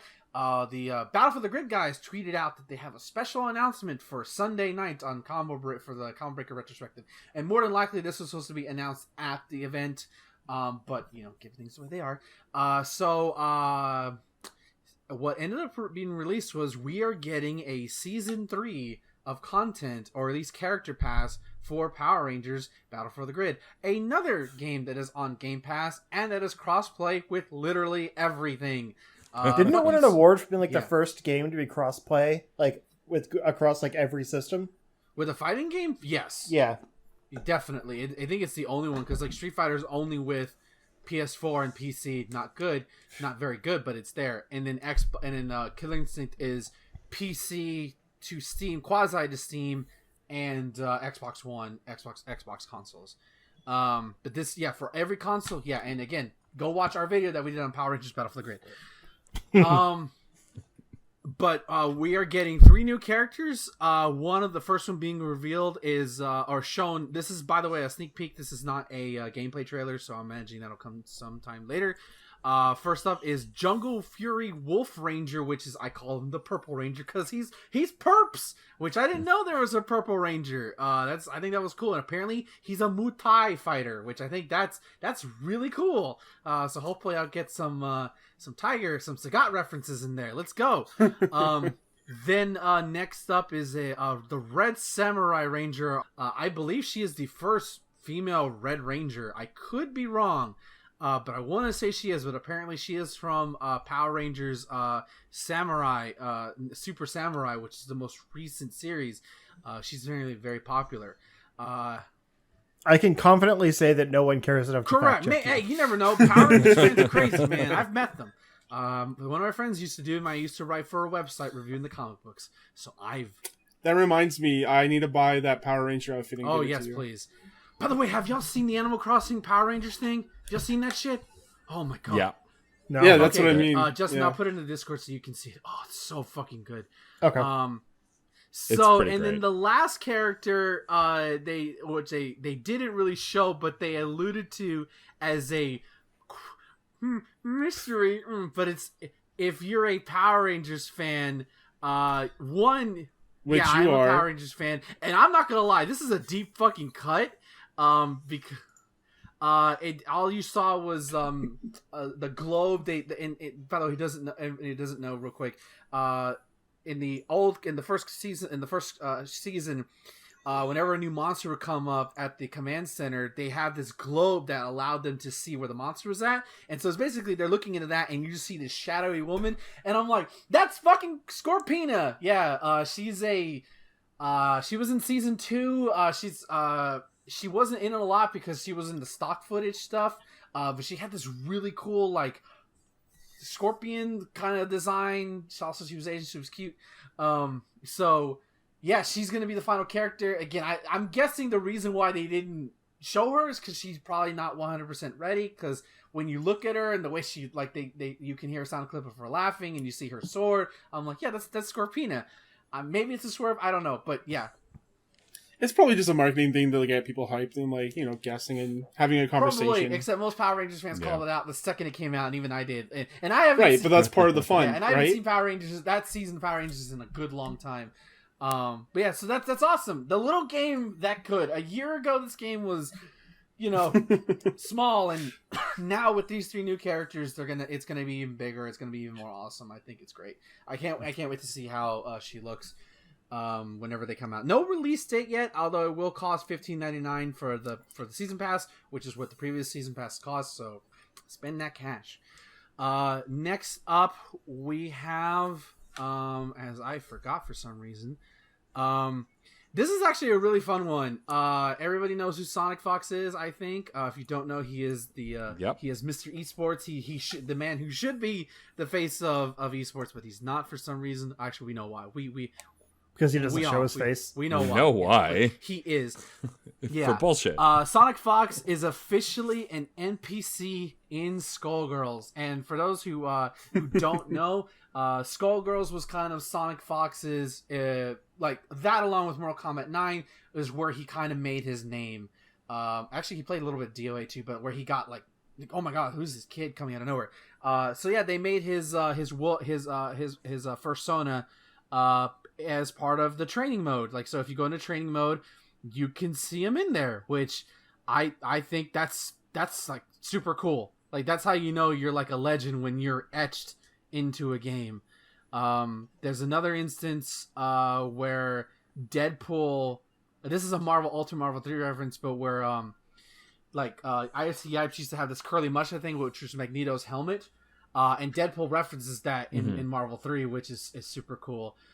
There's another thing, and I can't remember what it is exactly. Oh, yeah, this is an example. The only other example I can think of is in Mortal Kombat 11, instead of calling it King of the Hill, they changed it to Forever King, which is a reference to the MK player Forever King. Like, that's his name. That's his tag. So, like, that's also another example. So yeah, shout outs to Lab Zero, I think that's the developer, for putting Sonic Fox, they absolutely deserve it. So although people are salty because they're idiots, and I'm gonna leave it at that. And the last thing, which is like the one that took kind of everybody by surprise, is a Street Fighter V update. The game I just fucking uninstalled because I got too salty at the online. Street Fighter V, a lot, like, I think I said it on the show, Street Fighter V feels like this is the, like, what we got at the end of last year is going to be it. Gil and Seth, that's it. But no, it turns out that Capcom, they teased it, like, not even that long, and then they announced it, that there's going to be new content coming. Let's see. We're gonna get a couple new. They didn't say 5. They're gonna do a final season V, cheeky, and we're gonna get. I hope they're not trolling people with this, but they don't write out 5. They just write out V, and I'm like, we will add V more characters to the roster. Capcom, you better fucking add 5 more characters, because if not, you just meddle a whole lot of audiences. In 3 new stages. What if they're 5 characters that are all new and they all start with V? It will be one new character, and it's Virgil. No, so Max actually joked that it was going to be V, the mage guy. It was going to be that guy. That's who they're adding. Oh, from the newest Devil May Cry. But yeah, I really don't think it is. I think it's going to be no release date on it, of course. And there's going to be 3 new stages coming to Street Fighter V, which is really cool. And they're also actually holding a art contest I believe to get some costumes into the game, and that's not exactly new because since Capcom for 2016, or even for the last one for Ultra Street Fighter 4, the winner of Capcom Cup got to design the character costume to be used in the next season, which again I think that's really cool, and so a lot of artists are posting their stuff on there. So yeah, Street Fighter V is not dead. Surprise! It's not. That's not. I don't want to say that. Street Fighter V's development is not over yet, although it looks like this is going to be it. Me personally, having played it, even though this year wasn't the best for me, I thought the game was in the best place it is in terms of its roster, in terms of its offline content. It depends on who you talk to. There's a reason why it's not one of the 4 opening exhibitions at 4 open tournaments at EO. There's a reason for that. But I think it's cool. I don't know who the character's going to be, although Yoshinori Ono, who's the sort of head of Street Fighter V, has since then tweeted out a picture, and there's a Q, and there's Strike, so apparently, like, a lot of people, I know most people want Rose, Makoto, Sea Viper, I know some people want Dan Hibiki, I kind of want Dan Hibiki, but we don't know who they're going to be. They haven't officially said anything. But I think it's cool. I don't play the game anymore because I think I'm officially done with the game. I'm tired of being frustrated with online experiences like that. But in terms of people who do love it, and maybe they'll do something to adjust the network again to where it's not abysmal. But I doubt it. But yeah, woo. Honestly, this feels a little weird because it seems like after 4 years, they would just announce Street Fighter 6. Like, to still be supporting this game is kind of strange. I mean, you have new consoles coming too, right? Well, that's why it feels like out of nowhere, because, like, the way everybody believed, because there wasn't, like, I think I may have brought this up last time when we talked about Capcom Cup back in December, is that whoever won Capcom Cup this year would not get the automatic qualifying spot for the following year, which led to a lot of people believing that, we're getting Street Fighter 6 soon, or sooner than we thought. Yeah. Which, God, it doesn't feel like it's been that long, but it has. I mean, granted, Street Fighter 4 ran from 2009 to 2015, so that's. Oh, was it? I thought it was like no, it came out in 2009. Okay. So it was around for a while. So I don't think, even if Street Fighter 6, I don't think we're getting a Street Fighter 6 for the next 2 years. I think we could, one more season of development is fine, and then maybe 2 more years of just letting the game play out, and then maybe in 3 years we'll get Street Fighter 6. Just let the game be it is. You don't need to go, because I would hate to go into Street Fighter 6 immediately after getting this new content. I would hate that. Right. Especially probably they're going to change a lot of things up. But we'll see. But I think it's cool, and I hope the only thing I ask is Capcom just make the fans happy. Whether it's a new character or a returning fighter. I think they all should just be returning fighters. Because I think there's a good enough new blood in this game that have established themselves as Street Fighter characters that they feel part of the legacy, versus there's some characters who have never seen the 3D era at all, and I think it would be neat. But we'll see. We'll probably run development throughout the rest of this year, and that's it. Speaking of new content, we haven't gotten any Smash news in a while. Considering there was that second DLC pack. It's supposed to come. The ARMS stuff's supposed to come out in June, and it's not June yet, Justin. Oh right, I forgot we had an announcement about. They announced that it's going to be an ARMS character, but they haven't told us which character yet. I completely forgot. There's a theory that it's going to be each different ARM characters as different costumes. Yeah, and it's just 8 members of the roster. Yeah. But who knows? COVID might have delayed it, but that's probably why they haven't said anything. But it's supposed to come out in June. Yeah, that's true. Because I totally forgot. I wasn't being facetious or anything. I just genuinely forgot we'd gotten one of the characters. They were probably gonna announce show the ARMS characters on E3 if it was still going a plan, but that's probably shifted a little bit. So. Yeah, I can see them still doing the June Nintendo conference, whatever, and saying the character is available after this presentation. Yeah. And maybe even announcing the next one. We'll see. Sorry, that's not news. No. It made me think of it. So speaking of new characters, Pyramid Head is coming to Dead by Daylight. Yeah. This seems pretty fitting. Justin, are you and your buddies gonna play as Pyramid Head? Yeah, so my friends are big Silent Hill fans, and they're really excited about this. But it's funny because I saw a lot of people the way the season 4 or whatever, the 4 was on the logo, people were expecting it to be Pyramid Head, and I was like, that seems too on the nose. And then it's this whole Silent Hill crossover, that's super cool. It's really cool. There's a new level that looks great. Pyramid Head actually seems like a really cool killer, with some of the new perks and stuff he's got. And there's a new survivor, and then they're also introducing I forget what they're called, but it's basically different costumes that are actually totally different rather than just color skins or whatever. They're uniques essentially, if you think of it in MMO terms. And so a few of those new skins for other killers and characters and stuff are also Silent Hill characters. So they're bringing in a lot of Silent Hill stuff, weirdly. Crazy. Considering that series has been all but dead for years now. Wasn't it makes you wonder if maybe they're gonna do something new with Silent Hill as a series. Right. I thought I heard rumors that there was a new thing coming, but yeah, go ahead, Matt.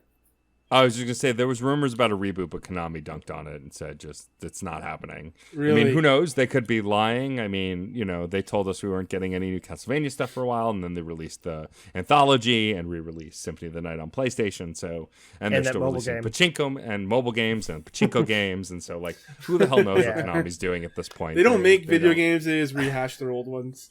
Right. Pretty much. I mean, here's the thing: Konami doesn't need to lie right now. Nobody likes them. No. So, if anything, lying just makes it worse. Right. They're not saving their brand. Yeah. And also, re-releasing Symphony of the Night and putting it on mobile and PlayStation and not the obvious choice of the Nintendo Switch just seems like ignorance beyond explanation. Especially considering they released the Anthology Collection, which is really cool on everything, even Steam, I think. But Symphony of the Night is still not available on Switch, and it just seems like a no-brainer. I would pay $10, which is probably still too much. It's only ever been on Sony, though, hasn't it? Correct. Yeah. No, it's on Xbox. Oh no, yeah, it was on Xbox. Oh wait, That's true. I do have it on Xbox. It was on the Xbox Live Arcade on the 360. Yep, that's true. So yeah, that is kind of weird. It's very weird. But anyway, Because if it was like a Sony exclusive, that's one thing. But there's a precedent of great Castlevania games on Nintendo consoles. Name one. Yeah, there's been a Also, bunch of Castlevania on the 3DSs and stuff. Yeah. Oh no, there's tons of great Castlevania content, and I mean, we got Bloodstained, which was essentially Symphony of the Night anyway. We don't talk about that game here. We don't talk about Bloodstains on this podcast. Noted. Look, I'm someone who bought this Switch game on release, so I feel it. I get it. But yeah, no, I just No, you don't. me too. I never finished it. I got most of the way through it. It was good. It was a good game. It wasn't Symphony of the Night. Some people say it's too good. reliant on its crafting Yeah, I system. think it was good. All right. Anyhow. Anyway. There No, were some Aria fun of Sorrow bits. and Dawn of Sorrow are arguably the best Castlevania games, and they're exclusive to Nintendo. So Yeah, that's true. whatever. And I played the first of the two 3D terrible games. Lords I of can't Shadow. remember what they're called. Yeah, Lords of Shadow. The first one's actually a lot of fun. I like it's an off-brand God of War, and Yeah. it's fine. Yes. It's there's nothing wrong with it. It And doesn't like feel like Castlevania, but it's no, a good but it's a game. fun game, and the story's interesting, and I love having Patrick Stewart as like a main character Yes. in it. Like that was fun. The second game, however, is unplayable and terrible garbage. I got like 2 hours into it, and I was like, "What is this crap? Like, Yeah. just do more of the same. What's wrong with you?" I've got the Metroidvania spin-off thing on Xbox, and I can't play very far into Oh, it. It's not great. Yeah. Muter of Yeah. Yeah. Oh yeah, I played that on Steam. I think they re-released it, and it Yeah. was fine. It was fine. It feels like a 3DS game that's been Yeah. upresed. Yeah, exactly. It absolutely Same does. developers as the Samus Returns remake. I know. And you Yeah. can feel it. Yeah, I'm not saying that Samus Oh, Returns no, is I'm- bad. I'm I'm saying just- that system is better for a Metroid game than it is for a Castlevania game. for sure. Anyway, yeah, all the Silent Hill stuff seems great. And in general, like the Dead by Daylight update is really cool because it's also bringing in a lot of new graphics. Like the game's fairly old now. It's from 2016, and it didn't look great in 2016. So they're actually they're bringing in a lot of new graphics, a whole new lighting system that brings more like ambiance into the levels and stuff because they brightened it up in recent years.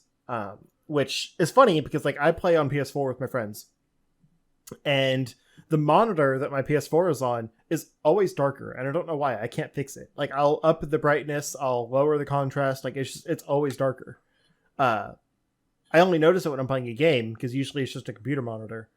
But like I'm kind of afraid to play it with the darker lighting, honestly. Because like when I was streaming Uncharted, it was almost unplayable. Like I could not see that game, and I don't understand why. Yeah, it's nuts. That was the worst example for some reason.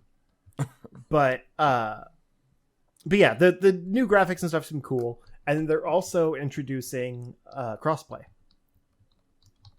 which cool. I mean, that's awesome. I That's don't. great. Crossplay is always great. I haven't seen a lot of information about it, but I definitely know that it's a feature that's coming. Let me see if I can. We'll vamp. I'll see if I can find it. But I want to make sure it's like with everything. I don't know what to vamp about. That's the thing. I'm trying to think. Yeah, because like the problem is I got it on PC because I had a friend that wanted to play on PC, and like it was really fun. We did some Halloween content for it and stuff. It was great. But I had to start over when I got it on PS4 to play with my other friends that are like, console purists. And so like I have two separate progression levels, and it'd be great to only have to play on one system with everyone. But like, because the way the game works is, you level up your survivors and your killers and all that stuff. And your rank starts over whenever you start a new system. So like I started on PS4 and like I knew how the game worked, but I was like, I had nothing. So it seemed like I was a total noob. But like I was, I'm not great at the game, but I was outclassing everyone else at my level, so it wasn't fun. Right. So like that kind of sucks. Yeah, totally. But let's see. Yeah, so I guess it's not coming like right away with the 4th anniversary. but it says the cross friends and cross play features will release in 2 waves, starting with the former's launch on PC, then followed by a release on consoles. The new mobile release won't be included, and all these platforms will be able to play together. So I guess it'll first be crossplay between Steam and Windows Store. And then they'll include the console crossplay in the second wave. And all of that is planned by the end of the year. Huh. That's awesome. I think we're really at a point where this should be the norm for games that are on multiple platforms. They should be cross-platform. Oh yeah. Xbox, for as much as I didn't like the Xbox One and I never bought one, their plan for Game Pass and making things cross-play and teaming up with everybody is the smart move. That's the future. Oh. And Nintendo's starting to get the hang of that a bit. I think I feel like that's I hope he's the okay. next step. Oh, the smart good. Hey, welcome back. Oh, cool. Did I disconnect or did you guys disconnect? No, you disconnected. Yeah. Oh, okay. I was just saying. I guess it's a matter of perspective, but yeah. Yeah. So. But yeah, I think crossplay is definitely the future. It makes sense, and you're not gonna sell less systems if you allow people, because the systems aren't what sell. It's the software. It's always the software, right. And so that's just the future. And I want to play games with my friends. At the end of the day, however I can do that, let me do it. And so that's exciting. I don't play Dead by Daylight, but I still think that's great. Yeah.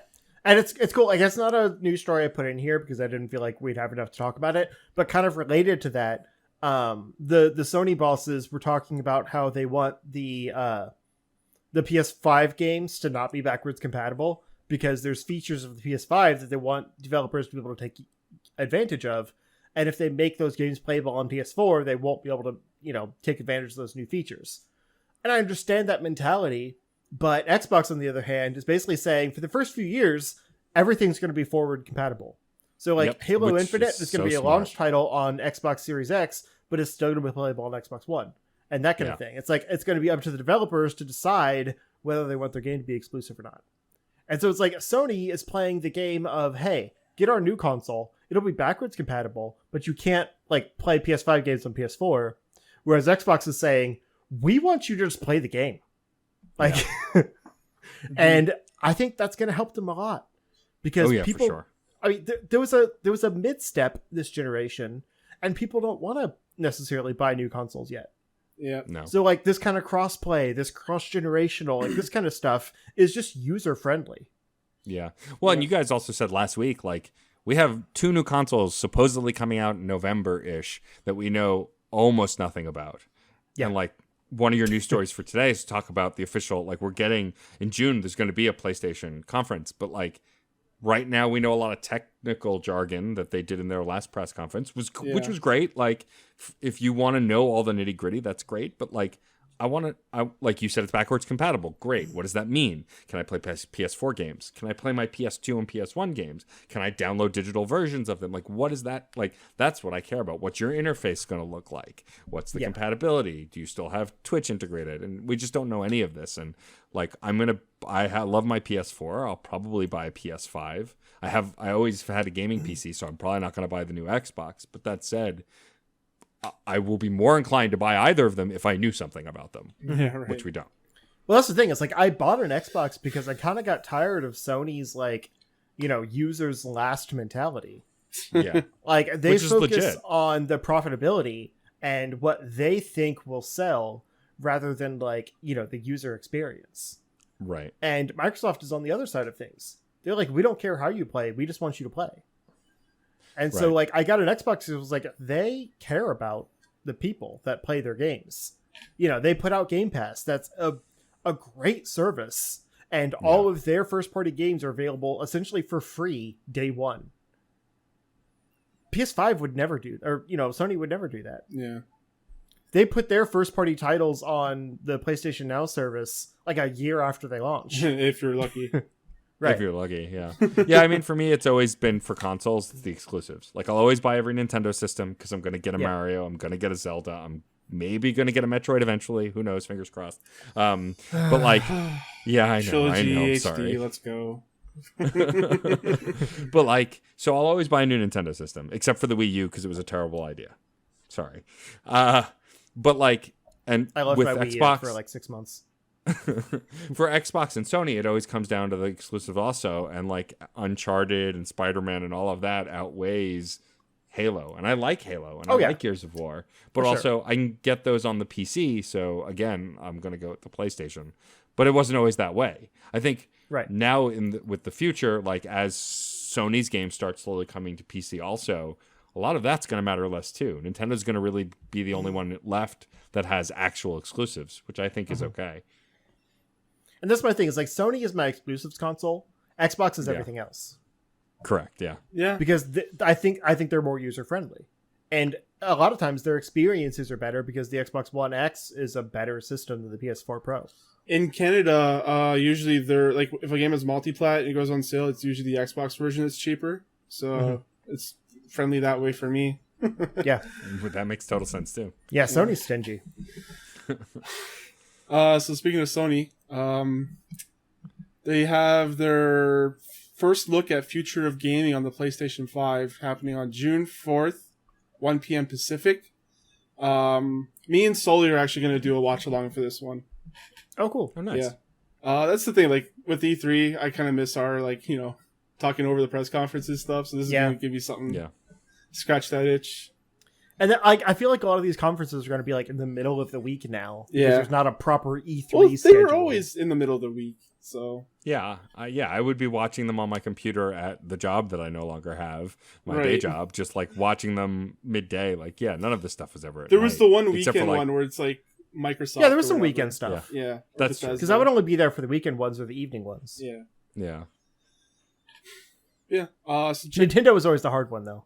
They were at like 9 a.m. on a Tuesday or something. Yeah, we always have to do a wrap up. I was to stay off the internet all day. Right. But yeah, check us out. We'll be doing a live stream on that on gameplay stuff. What? What's up? It's a Thursday, isn't it?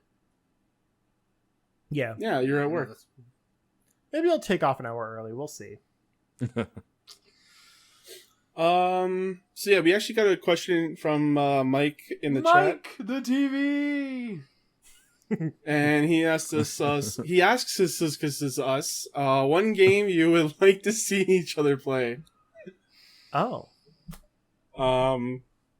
So let's talk about Justin first. I think that's going to be harder, actually. Really? Yeah. Because I'm picky? Let's start with Ben first. I want to see Ben play Iron Man VR. Why do you want me to throw up? Why? Oh no! Like, why do you? Yeah, seriously. mentions he has nausea issues with first-person shooters. Hey, let's make him throw up. Right. Sure. I was expecting as soon as you do the thrusters. I was expecting you to make me play a shitty point-and-click game. No, see, previously I would have said that I want to see you play Halo, but you have that now. It so hurts my soul. Yeah, I know. But just play it in short I know, bursts. but I can't, dude. I can't do that because I want to kill aliens. I'm sorry. Fair. So, like, now it's kind of tricky. I'm trying to think of something that, like, you've adamantly refused to play that I love. They're that you Kingdom love? Hearts. Oh, I don't know. Yeah. God. Because we like a lot of the similar things. Like, we differ. There's a branch, but, right? Like, you and I. But also, you're very stubborn about some things. Well, I mean, like Thomas, I know he probably wants me to see me play a point and click, the Treasure Island shit or whatever. Monkey Island. Is it Monkey Island? Is that what it is? Monkey Island, you asshole. Yeah. Day of the Tentacle. That's another one, right? Yeah. I actually haven't played that one. And I'm a LucasArts adventure game guy. What's the skeleton one? What? Oh, I have Grim that Fandango. one. Grim Fandango, yeah. Oh. That was a PS Plus. Yeah, I love bought that it on game. PC. That game is so much fun. And then I thought about buying for Switch. I'm like, why do I want to waste my time? That's what video games are, though. Time wasters. Yeah, but I'd rather do something fun. Sorry. So what are we picking for Justin now? Okay, so you go first because I have to think. Because Justin technically likes fighting games, kinda. I like a wide variety of things, but I'm picky about what I like in those genres. I want to see Justin, and I'll pretty much try any game once. I just don't necessarily like it. Well, you could pick a horror game because he's freaky about those. I don't want to be mean though. You see, that's my picks are gonna be mean. So, because like I said, I Iron saw Man for Alien me. Isolation was on Game Pass, and I was this close. I was like, no, I'm never gonna that'd play be that. fun. Yes, Nah, fuck it. I want to see Justin play Dead Space 2. I was gonna say Dead Space. I have played. Me and Brooke streamed that like Dude, I a don't. few years ago. Oh yeah, you want me to remember that shit? Okay, excuse. Or was that 3? It was a Dead Space game. Well, I think you might have played the more not scared. Dead Space 2 is, I think, is scarier than 1. Honestly, really. Okay. there's a lot more psychological one shit. is 1 scary. has good jump scares, but like 2 like fucks with your mind. But yeah, I want to see Justin shit his pants. No, there's like creepy ass moments when you're like in the church and like it's dark as fuck. You can't see anything. Yeah, but I think the solidarity of the spaceship is more freaky. True, but you do Yeah. go back to the Ishimura and you get them. You do, but it's not like Yeah, no, it's fuck. I not- want to see Justin play Dead Space 1. Yeah, Like, let's just go. absolute terrifying because that game is legit scary if you've never played it before. Okay, I think me is gonna be a hard one because like I like everything Yeah, pretty you much. play everything. Yeah, exactly. I play everything. Yeah. I mean, like, legitimately, what I'd want to see you play, like, what I want to watch, is the Metroid Prime trilogy. Oh yeah, I finished. Like, the I just first think that one. would be fun. Yeah. I want to. But that's not really a fun answer. No, it's not. No, hold on. I changed my answer because Justin hates them and I want to torture him. I want to see Justin play Sonic Adventure 1. I want to see him do that. Oh, Oh, that's rough. I wouldn't wish I that on anyone. I want. I own I that love on that Dreamcast. I love that game so Oh, much, no. but it has No, not it's aged not. well. It's I not love good. playing it, though. But yeah, No. I want to the see first if we're, the if we're, first bad. 10 minutes is if really we're fun. grieving each and other. then it's Yeah, like, Sonic Adventure 1. Deal Wait, with it. do I own that? Probably get it for like a fucking buck or something. I have the DX version. That's the one I have too. Yeah, I have the DX version. That's the one that Steam. everyone has. No. Okay. I have Sonic Generations, Lost World, and Sonic 4. I don't have Adventure. But I did have it on Dreamcast. Like, I actually did play it quite a bit back such a then. magical time in '99. Adventure 2 is better, though. Debatable, but okay. It's a better made game. Yes. Right. That's what I mean. Yeah. It's And the multiplayer mode's pretty cool. yeah, and sorry, Matt, but it's really hard to pick for you because we just got to know you. I have a game that I tell everybody that I want them to play now that I've played it. I am a recent convert to Remedy Studios and Control. I played Control. Yes, for the Control is first amazing. time.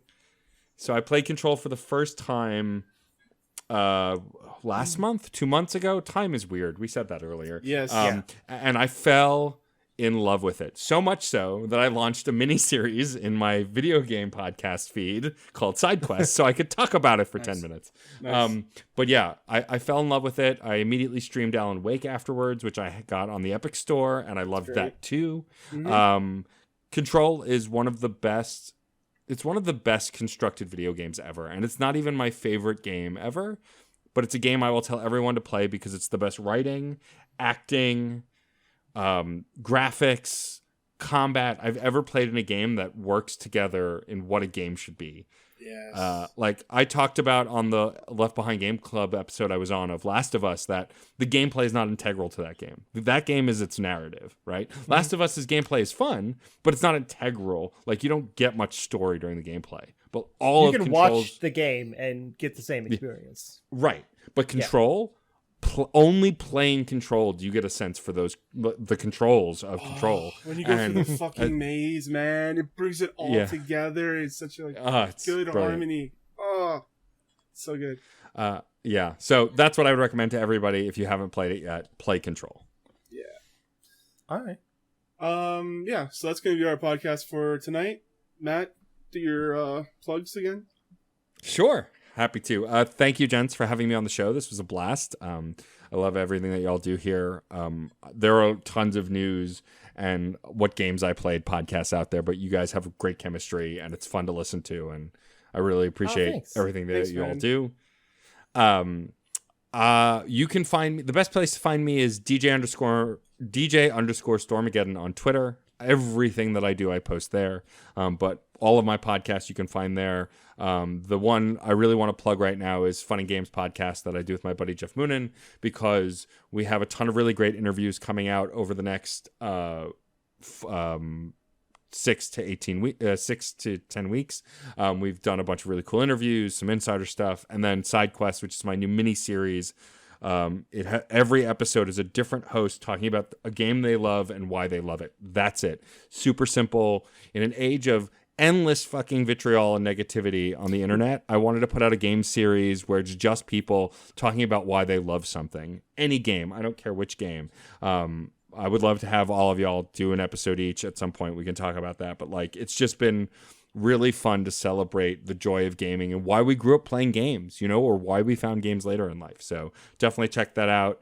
And say hi on Twitter. Awesome. Justin. Yeah, real quick before I plug, I was going to say Side Quest sounds like right up my alley, because basically everything I do online is just praising things that no one else cares about. Like all of my videos are like, I love this game and here's why. And like on Twitter, I'm constantly like fighting. Like I love talking about my favorite things, and hoping other people care too. So awesome. Yeah, well, that sounds awesome to me. Definitely DM me on Twitter. Follow me and DM me, and we'll get that set up. Yeah, that sounds fun. But anyway, I am at Zero Score on Twitter and YouTube and Twitch and all that good stuff. Like I said at the beginning, I have a new video out finally after like 3 months of silence. And it's the first part of a new underrated game series on like viewer suggested Spoilers, games. It's a great video. So thank you. So I didn't pick them this time, so no one can get mad at me for how not underrated they are. That's my thing now. Is like, can't yell at me. So yeah, it's a fun series. I'm actually enjoying playing some games I've never heard of for once. But I've already started recording some of the games for the next part. So I'm hoping to try to, keep up with this cycle of putting things out every few weeks that I kind of fell off of for a while because of a worldwide pandemic. So, all right, that's me. Ben? Twitter.com/MarvelousIcky if you wish to bask in the glory that is the self-proclaimed Marvelous One, where I retweet a lot of fighting game content, anime girls, not lewds, that's for elsewhere, and just all around my own stupid silliness things that I do. Yeah. But fair warning, I am going to be posting a lot of Xenoblade stuff this week. No spoilers, because I realize this is going to be a lot of people's first time with the game, so I will be respectful of that. But yeah, expect a lot of fun stuff from me this coming week, and toss a coin at your Witcher. Are you gonna say that every week now? Listen, I want him to be in my bedroom. That's all I want. Okay, I'm jealous of all the sorcerers. Look, I get it. You want that Jerry? I want that Jerry of the River all on. I want his river on me. There you go. Oh God. Oh God. River of semen. Wait, so are you saying like the Witcher is a prostitute? And listen, you toss a coin he has to him sex with 3 to get him different in bed? sorcerers. Okay, he's a whore. Okay, that's fine. Prostitutes and whores are different things. Let's not judge. Oh, I'm not judging. People want to have sex for money. That's their prerogative. He wants to I want in on that. Excellent. And Good. You know what? Excellent. Kira, Yennefer, Triss, y'all go over there. It's me and Jerry time. All right. Excellent. If you're still listening, you can find me at CSG Thomas on Twitter. You can email me, thomas@charshut.com. Visit our website, charshut.com. I'm putting up some of the old lost podcasts so we can have the full feed again. So let's go check those out. Lost yeah, you can hear me cry over Sonic Mania again. That's fun. Yeah, Nice. when I switched feeds, some of the podcasts got stuck on Podbean, so I'm re-upping those. Yeah, it's all right. That. Yep, internet stuff. Gotcha. Yeah, but I have them all. I just need to upload them. It's gonna take time. Visit iTunes, Apple Podcasts, Stitcher, anywhere you get podcasts, and leave a review. 5 stars is the best. And until then, enjoy your games and have a good night. Also, wash your hands. Hashtag play. Wash Hashtag your damn play hands. KI. All right.